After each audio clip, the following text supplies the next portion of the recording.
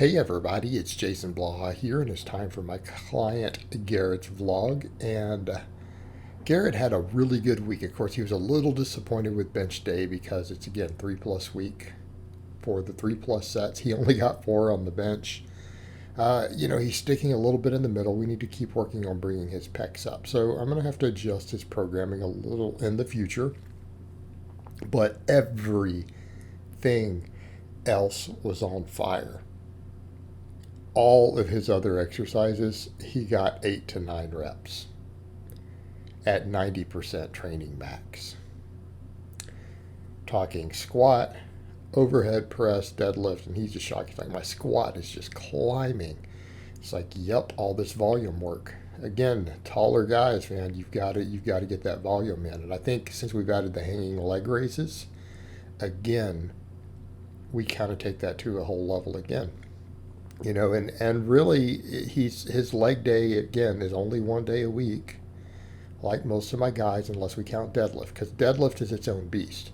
And again, I want to remind people, this comes up in the topics, that deadlifts build your legs. Don't let anyone tell you otherwise. Anyone who tells you deadlifts do not build quads and adductors and things at all is a moron. You should just completely ignore them.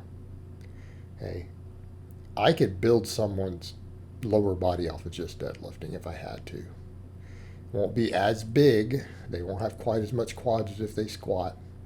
We can get it pretty big. Get it pretty big. But if we look over at his squat days, I mean, what are we doing?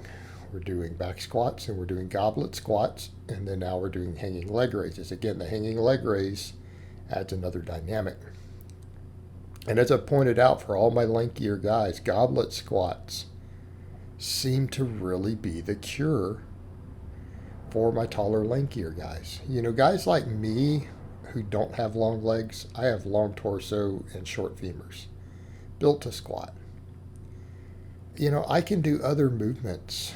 Like I can come in and just do belt squats if I need to as back off work. I can do whatever. Single leg exercises, and my legs are just going to blow up.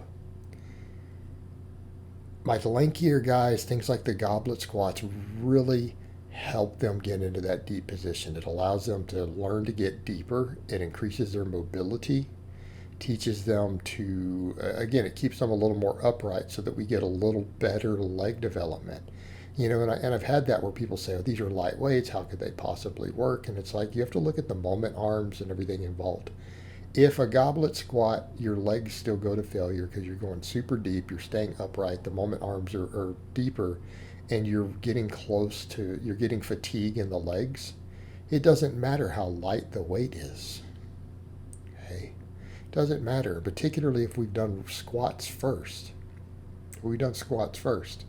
And again, it's people don't have a context. By that same token, someone will hear that and they will say, oh, that doesn't make sense. There's not enough tension. But the same jackass, because they are a jackass, will say that, oh, yeah, a 20-pound dumbbell can build your triceps. Right? Think about that for a moment. That a slightly smaller exercise is at a different mechanical advantage. They'll say, oh, yeah, you can build triceps with a 20-pound dumbbell. They'll admit that. But all of a sudden, you can't do a really hard variation like a goblet squat that puts a deep stretch and changes the moment arms. And if you take it to fatigue with high reps, it won't magically build quads and adductors. People have no sense. They really have no sense sometimes. I just don't understand the mentality. Fatigue is fatigue. And yes, we want to do big exercises. Right? We do big exercises first. But what is the name of the game? What do I always tell people? Heavy work followed by pump work. And a lot of our secondary exercises are still big movements. I mean, you take something like a goblet squat that you can't handle nearly as much weight on. It's still a multi-joint exercise. Still a big movement. Still a big movement. Say we do a dumbbell press after a flat bench, and yeah, we can't use nearly as much weight. But that's the other thing too. People will look at a dumbbell chest press and think it will still build pecs and triceps, right? But you can't use nearly as much weight as a barbell. Okay. Some of these smaller movements, because they're not really small movements, are they? They're not really small movements. What do I have him doing? Goblet squats, dumbbell presses, dumbbell rows, one-arm dumbbell rows. These are smaller movements than the stuff he does first. Bench, overhead press, squat, pull-ups, deadlifts.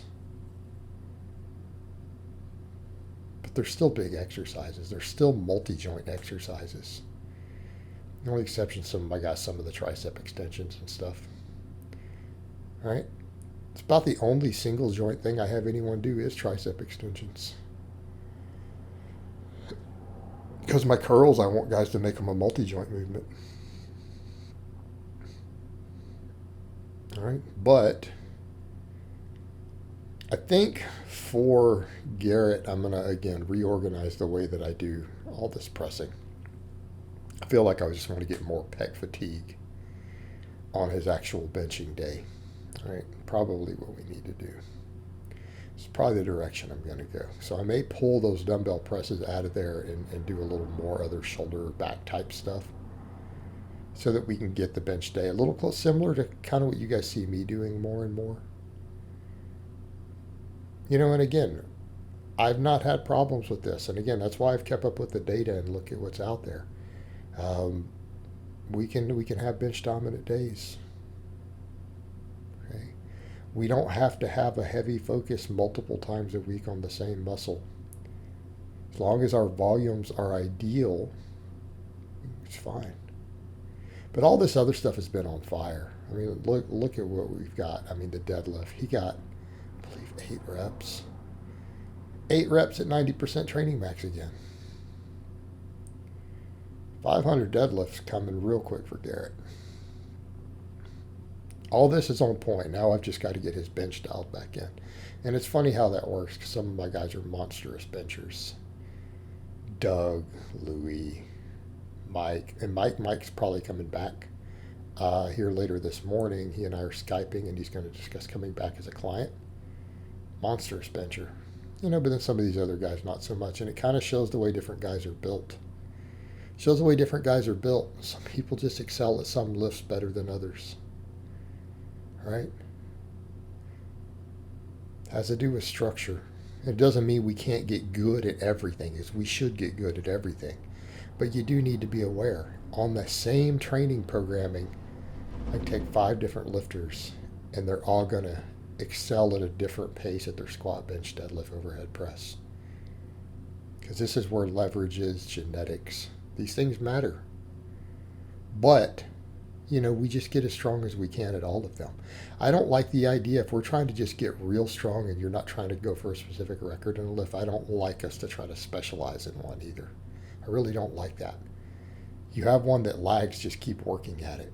We don't want to back off on the other stuff because we always want to get as strong as possible. If you really want to be strong, you just keep getting stronger.